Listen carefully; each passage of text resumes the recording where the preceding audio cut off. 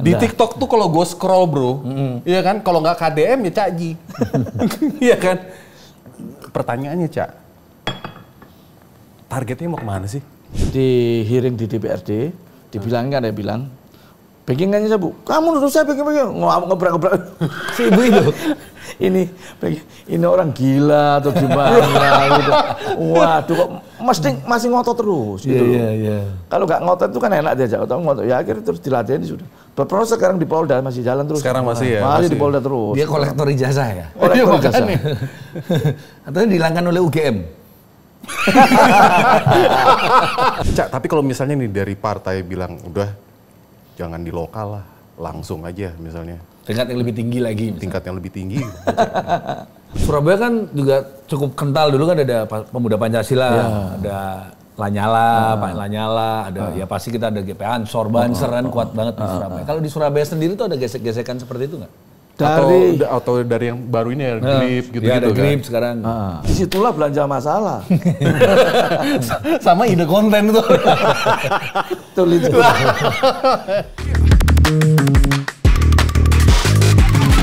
Asik nih. Kedatangan Wawalkot yang lagi heboh bro. Wah ini wakil wali kota yang tiba-tiba ngomong matamu. Tapi konteksnya dulu, bukan berarti dia ngomong dasmu marah-marah, bukan berarti ngatain orang, tapi ini bener-bener karena ada seseorang yang emang kelewatan banget. Yoi, udah gitu dia sidak, turba sama orang yang agak-agak kayak abis pulang dari karnaval pakai seragam. Itu kan nyusul. Oh itu nyusul. Dia ikutan lagi. Udah, Caji, Armuji. Sugeng siang. Nah, Bang. Selamat siang. Ini kita manggilnya apa nih? Cak aja. Cak aja ya, Cak Ji ya? Surabaya naik. Oh iya. Bonek. Cak, ini saya pengen tahu dia. Ini kenapa sih Pak? Cak, turba terus dari hari ke hari ini kan ngikutin kontennya tuh. Wah ini oke juga nih. Ini sebetulnya pencitraan atau enggak? Iya. Jadi begini. Jadi itu kan ada historinya. Semenjak COVID dulu itu, saya ini kan termasuk generasi yang dikatakan generasi kolonial. Kok bisa? Loh, karena apa kenapa nih? kolonial? Loh, umur saya udah 50 tahun ke atas. Ini kan kolonial gitu. Kalau 40, katakan 40, 23, 25, 40 itu milenial. Kolonial. Di bawah lagi itu kan generasi-generasi Gen Z kan begitu. Makanya saya generasi kolonial tapi ngikuti gaya milenial. Gaul abis nih. Gaulnya karena anak milenial. Gaul abis nih. Ya. Nah semenjak itu habis COVID kita itu kan susah untuk mencari kegiatan apa-apa, susah sekali. Akhirnya rumah saya di rumah dinas, itu namakan rumah aspirasi. Kenapa saya namakan rumah aspirasi? Saya terinspirasi dengan Ahok waktu itu. Rumah dinasnya sering didatangi warga dan warga menyampaikan unek-uneknya. Nah, akhirnya sudah, kan nggak tak tempati memang. Daripada rumah ini kosong, udah untuk kumpulan anak-anak bisa untuk menampung keluhan warga kota Surabaya. Nah, terus sama anak saya dibilang, sudah kita pakai sosial media aja. Loh, gimana caranya? Kita nggak bisa awal-awal. Ya sudah kita rekrut anak-anak gitu. Ya akhirnya lama-lama iki followernya kok gak munggah-munggah jamput tapi karena awalnya Cak Ji ini kontennya apa? Kok followernya nggak naik-naik? Ya biasa-biasa aja gitu loh. Kegiatan-kegiatan yang biasa dinas gitu ya. Kok naik-naik. Akhirnya ada laporan. Ya sudah. Saya udah bilang sama wali kota, udah kita itu kan satu partai, kita itu diusung benar-benar mempunyai suatu visi dan misi yang sama. Namanya wakil kan awak harus sikil, kepalanya nggak ada. Jadi kita sudah tahu betul, tugasnya wakil itu kalau kita diberi tugas ya jalan, tapi kalau diberi tugas ya diam aja, nggak ngapa-ngapain kan begitu. Tapi dengan adanya sosial media, saya kira saya harus bisa memanfaatkan ini. Karena setiap kegiatan saya, itu kalau saya upload, itu bentuk laporan saya kepada masyarakat. Ya. Saya sebagai wakil, saya sebagai wakil tidak berdiam diri, tidak makan gaji buta kan begitu. Ini loh kegiatan saya dilakukan seperti itu. Nah, akhirnya ada satu hal waktu itu pembukaan portal. Nah, waktu COVID itu kan di klaster, setiap bulan di portal nggak boleh orang luar masuk kan nggak boleh. Susah ya. Nggak boleh masuk. PPKM ya dulu ya. Nah, PPKM pembatasan untuk keluar masuknya orang itu kan begitu.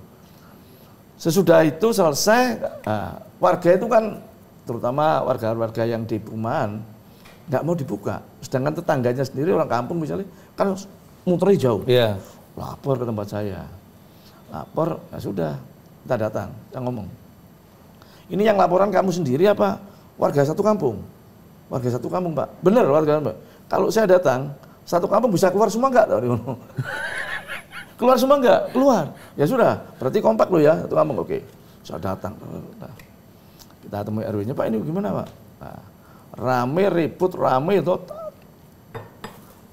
antar mulut, mereka mau akhirnya sudah. Nah, kita putus sudah, kita kalau yang di sini cuma RW-nya saja dan di sini seluruh masyarakatnya. Nah, ini kalau di voting menang yang seluruh, udah kita buka, langsung besok upload meledak 1 juta sekian. Wah, berarti apa ini? Oh, berarti kalau kita itu benar-benar melakukan dengan tulus dan tanpa suatu pengkondisian dan rekayasa, itu benar-benar aspirasinya warga, pasti orang melihat dengan kepala jernih. Dengan apa yang kita lakukan itu benar-benar membantu warga yang mempunyai suara banyak itu tadi. Nah, itu meledak sekian juta. Dan ya, makanya setiap hari Selasa, rumah dinas saya itu namanya rumah aspirasi. Kita terima warga semuanya.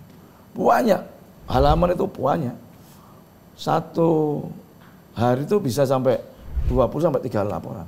Penuh, pokoknya penuh udah. Oh, terus sekalian Cak Ji itu belanja masalah di situ tuh ya? Wah, disitulah belanja masalah. Sama ide konten tuh. Betul itu. Tapi yang pasti dulu, sudah bilang dulu ke wali kotanya. Jadi tidak ada matahari kembar di sana. Oh, silau nanti ya. Panas, Pak. Surabaya udah panas, jadi makin panas. Cari wong Surabaya. Srengenge itu gak ono sing kembar. Iya. Oh, kalau nasional ada, untung lokal enggak ya? Gak ada. Masalah deh. Satunya Ramayana. Iya. Kalau matahari itu kan terbitnya dari timur ke barat. Nah, timur tenggelamnya kan di barat.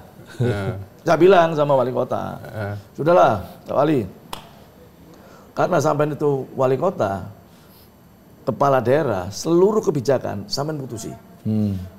Saya nggak akan tersinggung, nggak dilibat, nggak sama putusi, dan saya akan mendukung penuh. Saya akan mensosialisasikan. Udah. Tapi kalau saya menerima laporan warga turun ke bawah waktu periode pertama itu, jangan dicurigai nanti saya akan menyaingi sampean.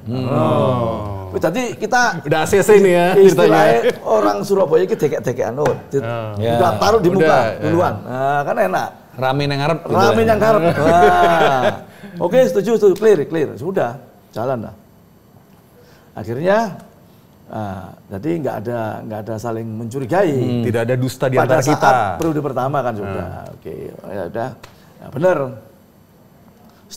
Setiap Selasa itu, jadi ada yang saya selesaikan di tempat rumah aspirasi. Kalau misalkan orang belum dapat bantuan misalnya, saya telepon lurah, Pak Lurah, ini warga ini belum dapat bantuan, tolong ya dicek, tolong ke sana. Langsung saya selesaikan di situ juga. Tapi kalau kita perlu turun ke bawah dan masalah itu mungkin lurah dan camatnya belum bisa mengatasi, saya turun ke bawah. Saya inventarisasi beberapa permasalahan yang saya turun ke bawah. Oh, ada 10 dari 20 laporan, 10 ini harus saya turun ke bawah. Nah, pada saat Cak Ji ini turun nih, terus viral, itu habis itu semuanya gimana? Beres? Beres. Oh, memang beres ya? Jadi beres, selesai bukan semua. hanya cuman kebutuhan konten aja, enggak? Kecuali, katakan seperti ini, satu contoh. Kasus Permati, ini kan jadi ikon, Permati yang sering, itu. Mereka bermasalah, terus akhirnya orang yang dibongkar rumahnya ini lapor ke kepolisian. Loh, kalau sudah lapor ke kepolisian berarti sudah saya secara kebijakan pemerintah kota, kita nggak boleh intervensi. Saya jelaskan, sudah ya, kamu sudah pakai pengacara dan kamu sudah laporan ke kepolisian, berarti pemerintah kota dalam ini cuma memantau. Saya tidak akan mau intervensi karena sudah berproses secara hukum kan begitu. Tapi kalau tidak berproses secara hukum, sampai kapanpun saya selesaikan. Dan itu selesai semua. Nah, ceritanya yang rame ijazah itu kemarin gimana? Nah, itu gimana tuh? Iya, awal mulanya gimana sih sebenarnya, Pak? Awal mulanya itu yang namanya Nila, itu anak Kediri. Dan kosnya di dekat rumah saya. Dan dia memang sudah mentok. Lapor ke sana kemari, tidak ada tanggapan. Dan bahkan kalau dia tanya, itu diblokir nomornya. Ini kan kasihan. Ini sebenarnya kan ijazah ini soal remeh-temeh, soal hal yang sepele. Tapi bagi saya, begitu saya minta teleponnya pengusahanya di tempat rumah asmara, saya telepon dengan WA kan mesti keluar nama saya itu. Kalau keluar mesti keluar sekarang. Di-reject 3 kali. Oh berarti orang ini tidak mau dimediasi dengan baik. Udah, saya ngomong dengan anak, dicatat nanti kita jadwalkan sidak. Minggu depan langsung sidak itu. Sidak.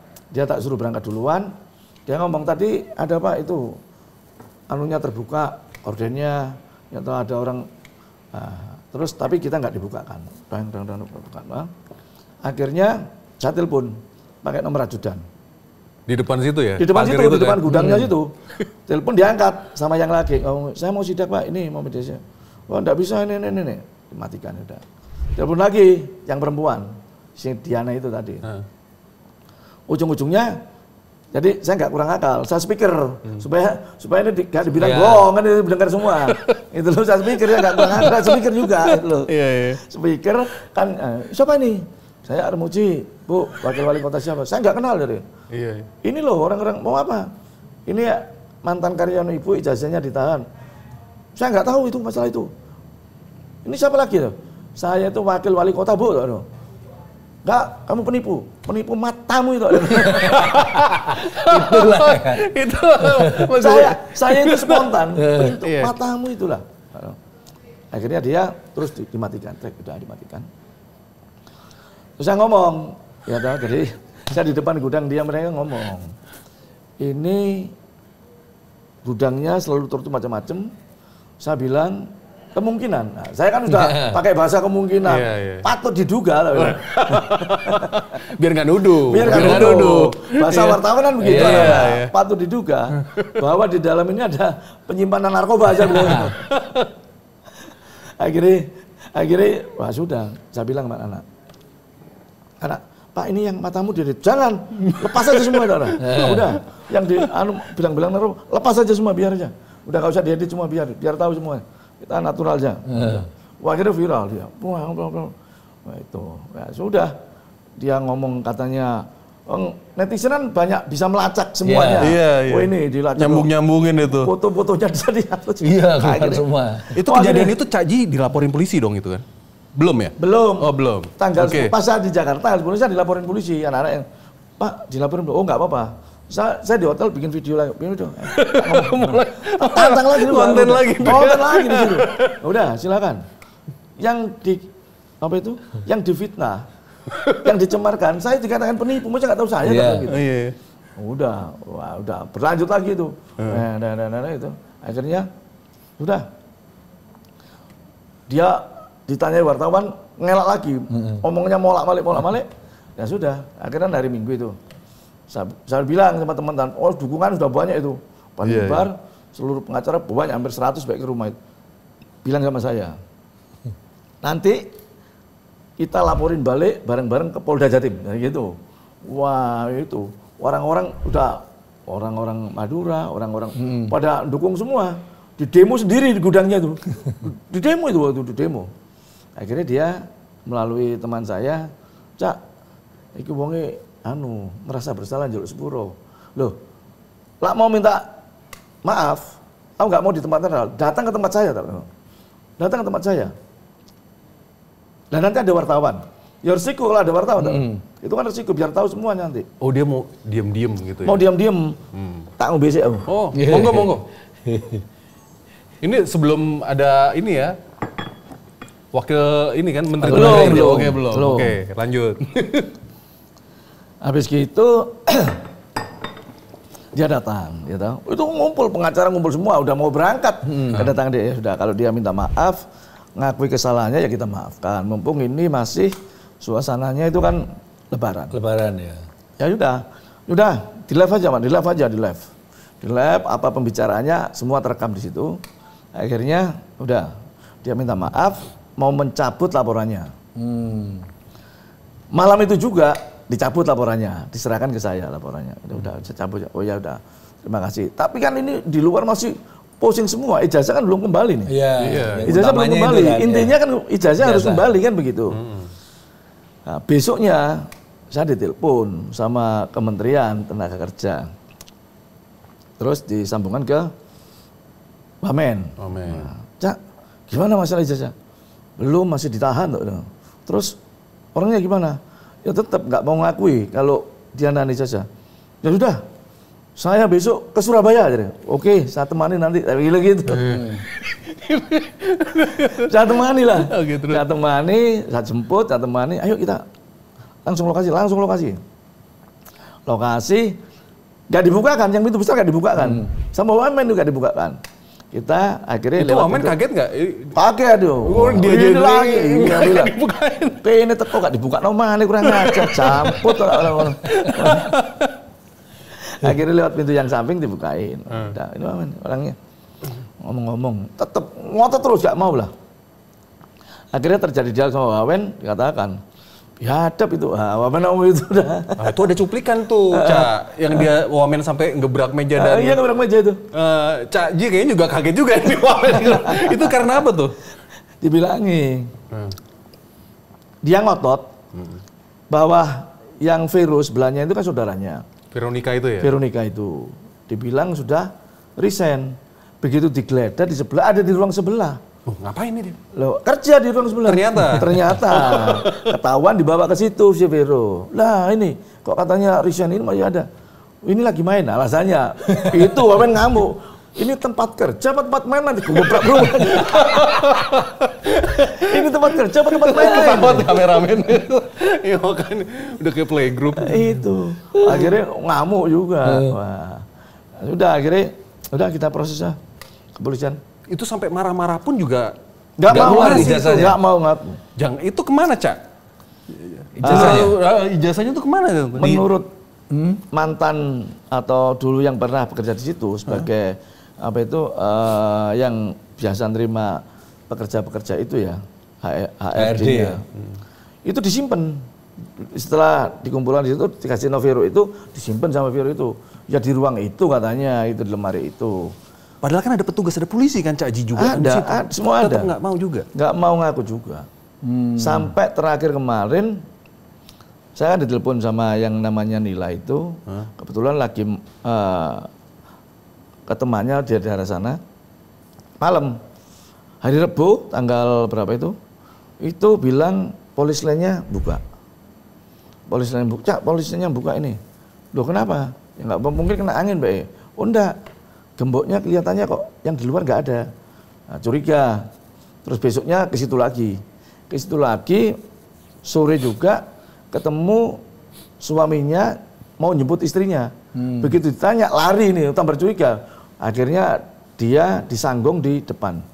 Sampai malam kan, kuat-kuatan sampai malam, akhirnya sampai jam 7, baru keluar dari, orang kerja itu keluar dari dalam itu. Wah ini, viral lagi saya bilang.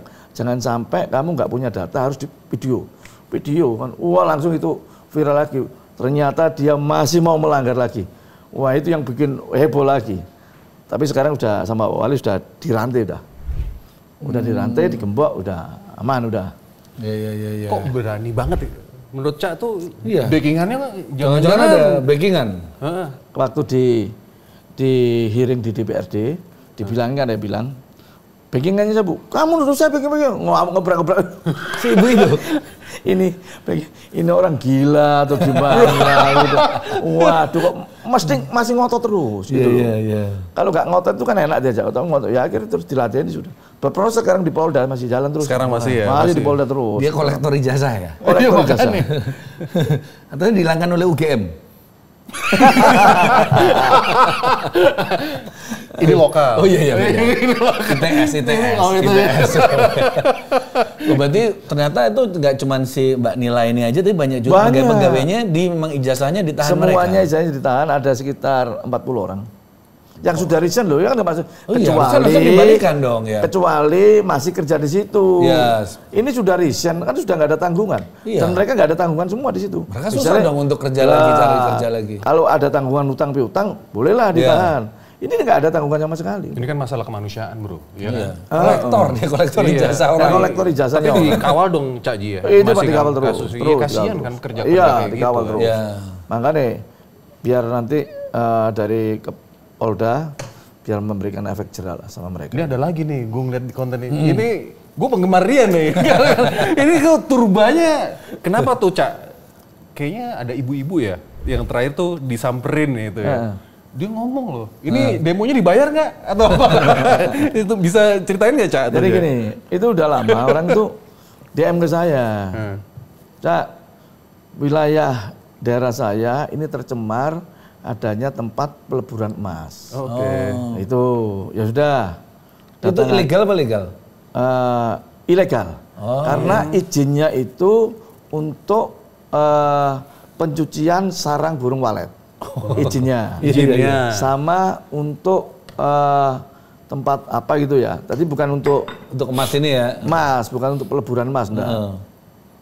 Terus saya bilang, udah datang ke rumah aspirasi hari Selasa. Pas hari Selasa itu tanggal merah libur. Waduh, ini berarti minggu depan. Saya waktu itu posisi di Jakarta. Sudah kalau gitu hari Jumat saya pulang ya. Nanti jam 3 ibu-ibu benar-benar kalau warganya protes ya harus keluar semuanya.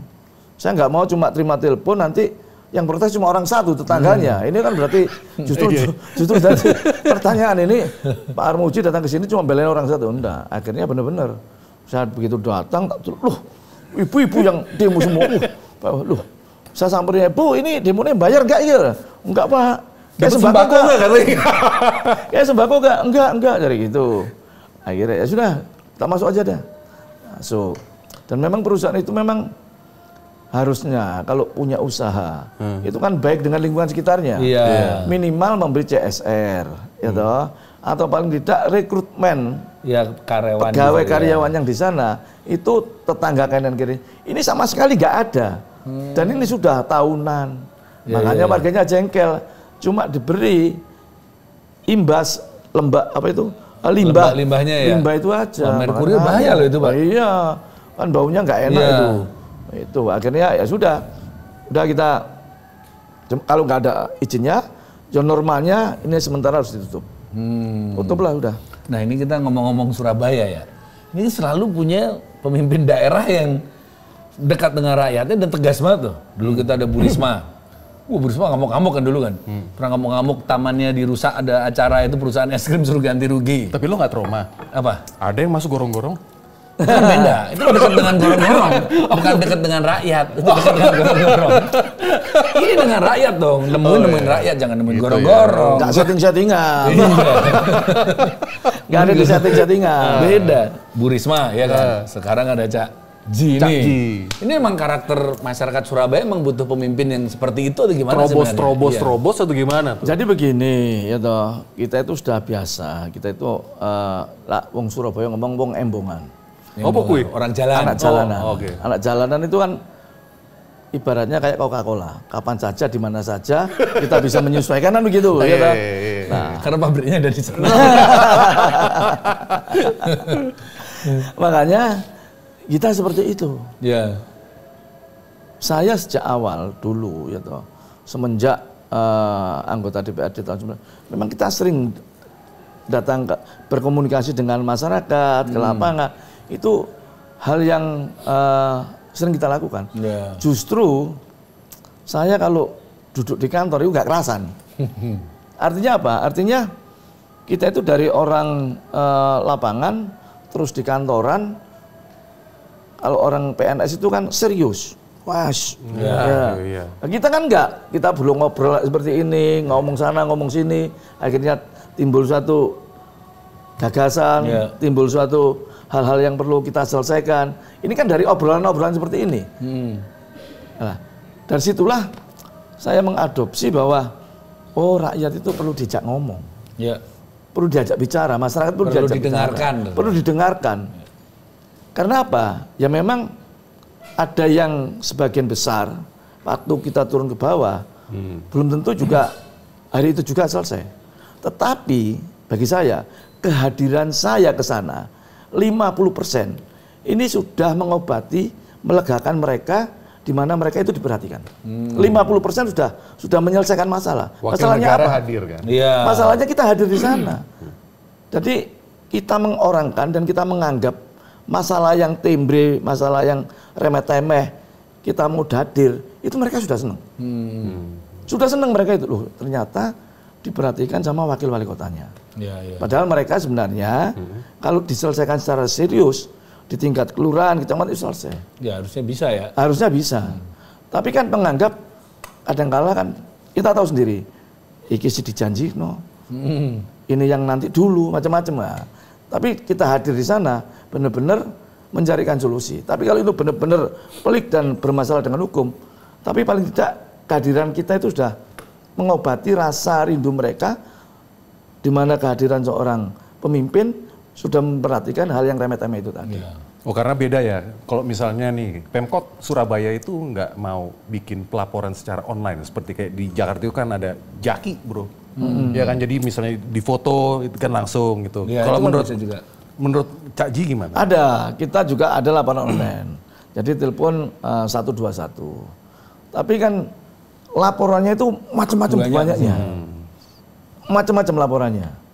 Artinya mereka datang langsung ke tempat saya, itu mereka bisa diajak komunikasi. Daripada mereka telepon cuma lah, penjelasannya kurang detail. Ya. Dan kita sendiri kan menerima laporan harus detail. Meskipun mereka bawa data macam-macam, tapi mereka sudah senang. Datang kehadiran mereka kita terima itu mereka sudah luar biasa senangnya. Diwongi lah. Diwong nih. Ya, bahasa Jawa ini diwong no. Nah kalau masalah terbesar Surabaya kan berarti Cak Ji udah 2 periode ini ya. Masalah terbesar Surabaya sebenarnya kendalanya apa sih yang dihadapi oleh masyarakat Surabaya ini? Sebenarnya kalau masalah-masalah yang serius gitu. Katakan untuk jadi gini. Kota itu dikatakan bisa berhasil. Kota itu bisa dikatakan nyaman, aman bagi siapapun kalau 3 masalah itu sudah terselesaikan. 1, masalah sampah. Ya, masalah kota itu. 2, masalah banjir. 3, masalah macet. Kan ini aja. Ya. Karena kalau masalah keamanan ada tugasnya sendiri. Ya, kepolisian. Gitu. Nah, banjir, macet, dan sampah. Ini kan masalah kita semuanya. Ya. Iya. Masalah kota.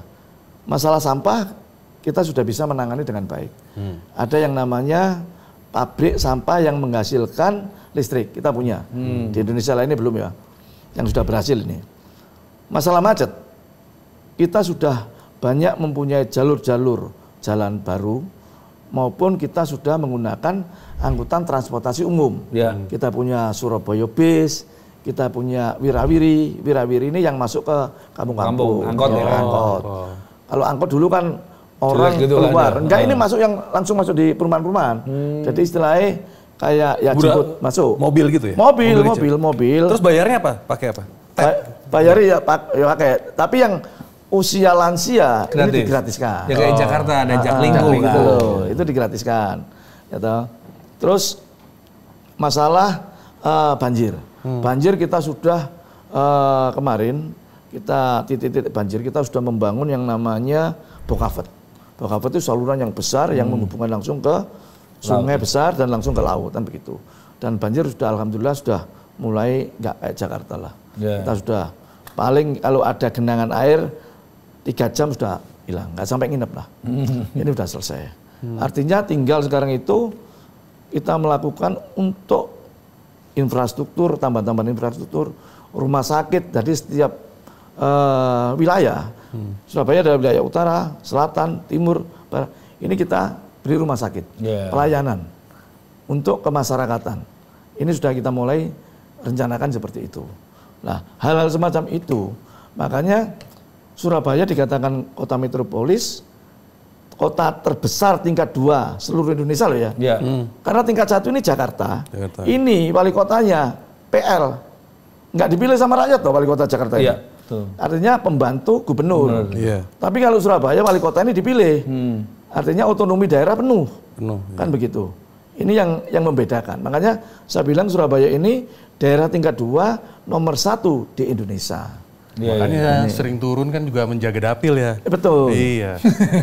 Lo ketawa sih.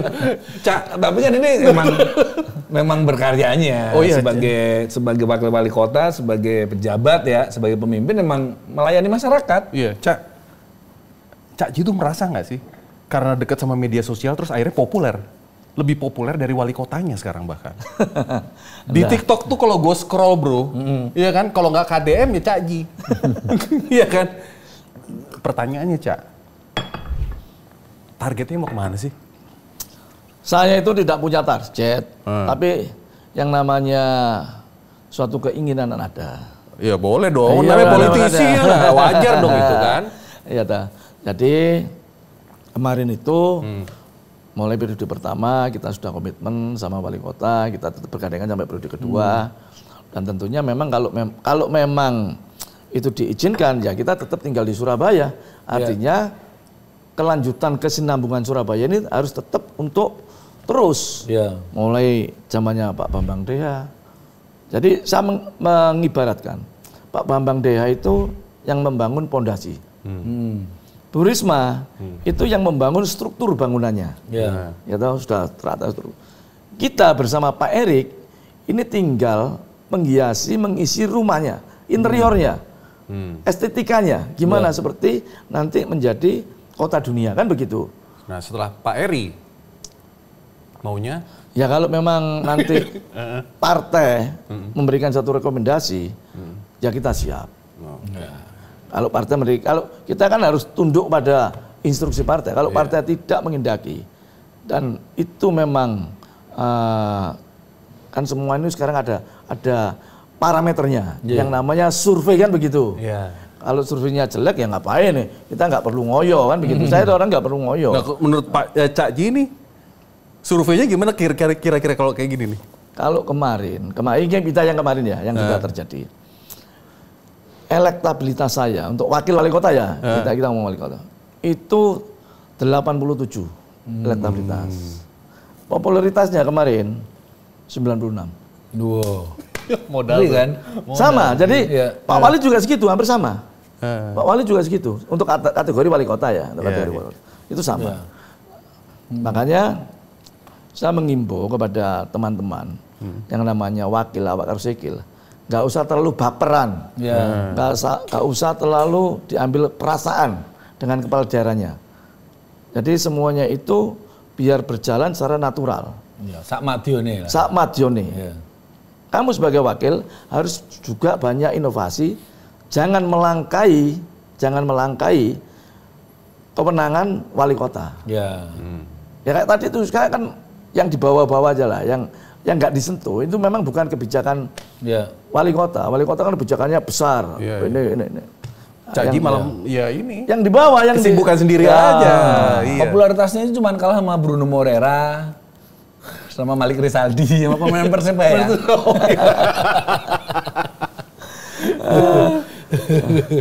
Aduh seru banget ya ngobrol-ngobrolnya ya. Kalau enak loh kalau punya wakil wali kota ngobrolnya santai gini kan. Loh ya justru itu dekat sama rakyat karena biasa dia turba kan. Nggak perlu pakai AI. Nggak perlu lah. Yang ngomong aja natural gini. Ngomong Surabayaan. Dan gue yakin like-nya lebih banyak daripada dislike-nya. Viewernya toh. Oh view juga. Like lebih banyak dari viewernya itu salah tuh. Bener juga ya. Cak, tapi kalau misalnya nih dari partai bilang udah jangan di lokal lah, langsung aja misalnya. Tingkat yang lebih tinggi lagi. Tingkat yang lebih tinggi. Loh kok ketawa? Mau apa enggak nih? Kan parameternya popularitas dan ini. Wah ini udah oke loh. Iya, mumpung gubernurnya kan nggak ada ya. Jangan lah.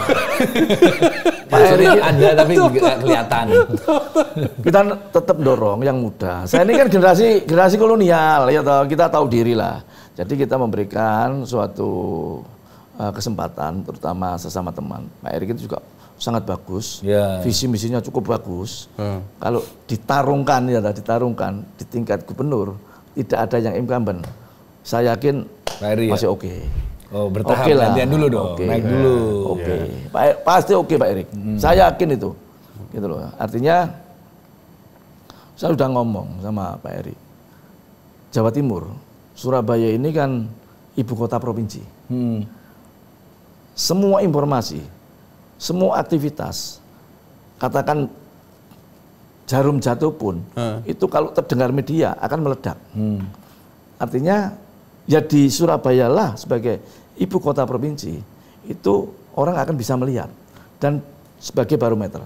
Sama dengan Jakarta. Jakarta sebagai ibu kota Indonesia. Ya. Waktu zamannya Gubernur Pak Anies. Sekarang masih ibu kota nggak sih? Enggak, sudah enggak. Udah dicabut ya? Indonesia nggak ada ibu kota. Belum ya? Nggak ada ya? Belum ada Iya, iya, iya. kepastian kan udah selesai. Berarti emang penting banget loh ya. Apa? Posisi Jawa Timur itu penting banget. Oh iya. Banget, ya. Tapi penting. Cak Ji itu lahir di Surabaya? Lahir di Surabaya. Nah, sebagai arek asli Surabaya ya. Asu. Bonek ini ya. Asu. Arek Surabaya. Arek Surabaya. Iya. Surabaya. Asu arek Itu Surabaya. punya cita-cita atau gambaran, impian, pengennya kota Surabaya itu jadi kota kayak gimana sih? Pak Erik punya keinginan Surabaya ini akan menjadikan kota dunia. Suatu contoh begini, beberapa dulu yang tidak bisa kita jual di masyarakat, Jalan Tunjungan misalnya, Ya. ini kan ikonik sekali, ada nyanyiannya, melaku-melaku yang tunjungan. Tunjungan. Sekarang semasa kepemimpinan Pak Erik dan saya, ini sudah jadi. Artinya benar-benar menjadikan ikon untuk jalan-jalan, melaku-melaku yang tunjungan. Kota Lama. Dulu mati, daerah utara ini mati. Oh, serem Kota Lama. dulu kan? Oh serem. Lu isinya wah, Iya, nggak enak gendruwo lah nih. dulu. Sekarang bagus. Dan kita untuk utilitas, baik itu utilitas air, baik itu utilitas yang lainnya, sudah di bawah tanah semua. Jadi bagus. Jadi menghubungkan satu dengan lainnya.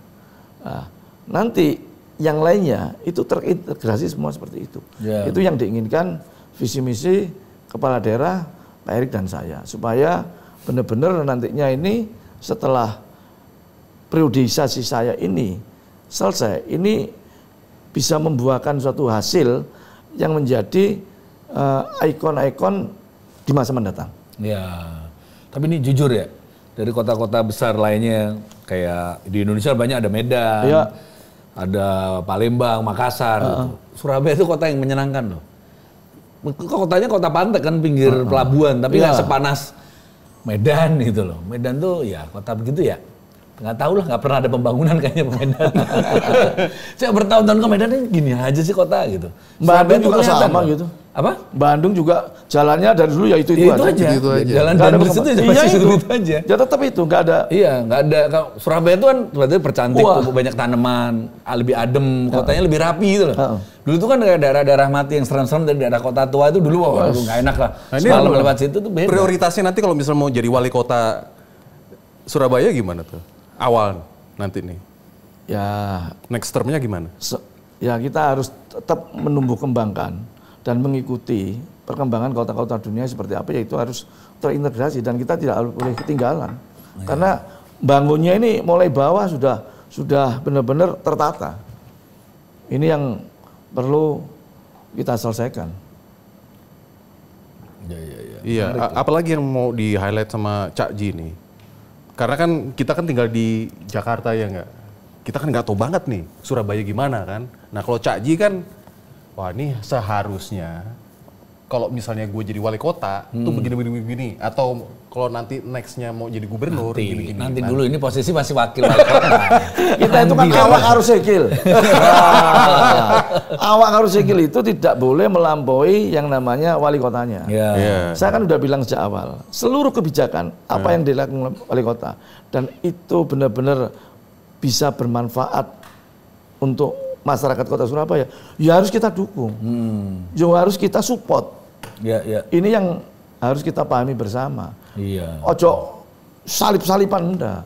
Kebijakan wali kota sudah benar-benar harus kita support. Makanya saya ambil yang paling bawah sendiri. Persoalan-persoalan yang tidak tersentuh oleh Tapi masalahnya masyarakat. Cak Ji itu ngambil persoalan yang paling bawah. Tapi kalau algoritma TikTok, itu kan nggak tahu kan. Yang penting yang viral akhirnya dia itu. Pemberitaannya terus Cak Ji. Tapi kan sebagai sosok, sebagai wajah kota Surabaya. Itu namanya. Iya, keren. Jadi bahwa Cak Ji ini apapun dilakukan adalah inilah wujud dan contohnya pemerintahan Surabaya. Pemerintahan kota Surabaya. Nggak tertarik ke daerah lain nanti tiba-tiba partai bilang udah kamu ke situ gitu. Tetap mau di situ. Ya. Jadi lokal namanya awake dhewe kan arek Surabaya asli. Tadi asu itu tadi arek Surabaya itu. Makanya keinginannya situ. Mati urip ya di Surabaya lah. Yes.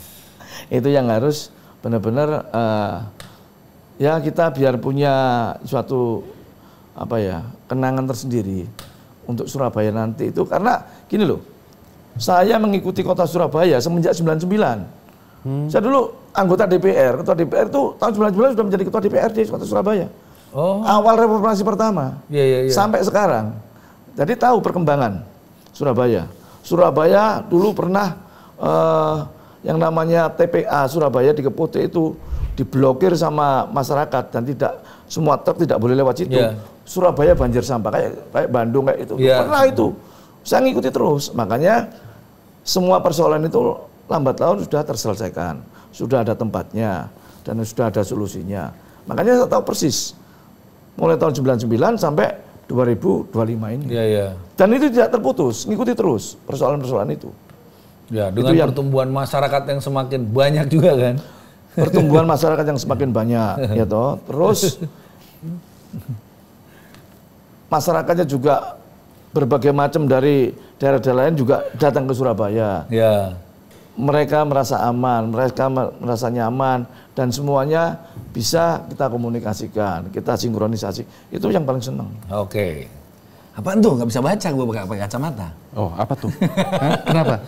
Ini kan sekarang kan lagi marak tuh kan di beberapa daerah itu ada ormas-ormas, ribut ormas gitu. Iya. Nah, sementara di Bali itu kan ada bilang penolakan. Di ormas tertentu. Nah, itu kalau di Surabaya gitu gimana? Surabaya kan juga cukup kental, dulu kan ada Pemuda Pancasila, ada Lanyala, Pak Lanyala, ada ya pasti kita ada GP Ansor, Banser kan kuat banget di Surabaya. Kalau di Surabaya sendiri tuh ada gesek-gesekan seperti itu nggak? Atau dari yang baru ini ya, Grip gitu-gitu ya, ada kan? Grip sekarang. Dulu mulai saya, kebetulan saya dulu mulai SMP itu memang sudah nakal ya. Dulu kelihatan kocak. Jadi saya dulu bukan SMA STM. Kayak ini tawuran biasa lah. Nah, itu ada geng-geng, udah biasa dulu ada geng dulu Surabaya. Geng Surabaya, grup geng-geng itu sudah biasa. Ada yang namanya anak-anak Perak Timur. Ada yang namanya Besi Tua. Itu macam. Dulu saya masih ingat, dulu pun namanya nama gengnya itu band. Iron Maiden. Macam-macam semuanya. Kreator. Oh, karena memang dia juga suka sama musiknya juga. Ya, Surabaya kan kota musik rock dulu. Itu barometernya rock dulu. Nah, itu udah biasa. Artinya dulu ya memang yang namanya anak-anak muda, tawuran-tawuran itu ya seperti itu. Gitu loh. Jadi kita nggak merasa bahwa adanya ormas-ormas yang lainnya itu mengganggu kita, justru mendukung kita. Mendukung kita. Karena kita bisa ajak untuk berkomunikasi. Kita bisa berajak komunikasi. Itu yang kita senang. Jadi karena kita itu kan Surabaya ini kan terbuka untuk siapa saja. Lain mungkin daerah-daerah lain kan kita juga bukan kota adat, bukan. Artinya kan kota yang bisa siapapun datang ke Surabaya, siapapun bisa masuk Surabaya, yang penting nggak usah bikin keributan kan gitu aja. Yang pasti kan ormasnya bisa beradaptasi dengan masyarakat sekitar. Masyarakat sekitarnya.